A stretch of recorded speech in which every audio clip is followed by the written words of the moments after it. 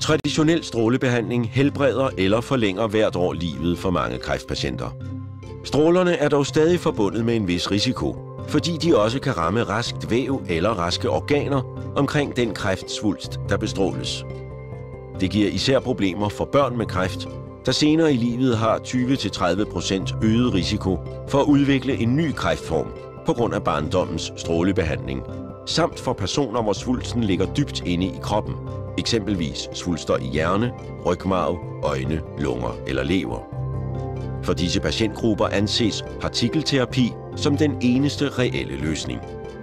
Partikelterapi er et slags ønskeredskab for læger.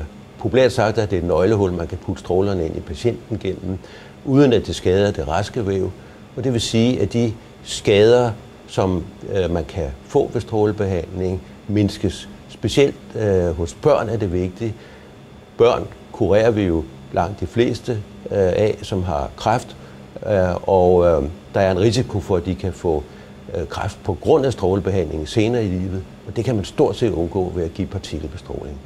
Det skønnes, at op mod 2.000 danske kræftpatienter hvert år ville have gavn af partikelterapi. Og behovet forventes at vokse i takt med, at antallet af kræftpatienter og behandlingsformer stiger.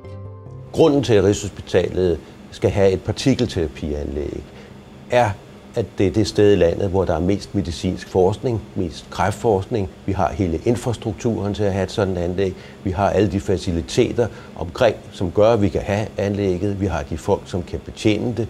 Vi ligger tæt på Panum Instituttet, Københavns Universitet, og alle de steder, der er vigtige for at forske og udvikle. Vi er simpelthen det bedste sted at placere sådan et anlæg.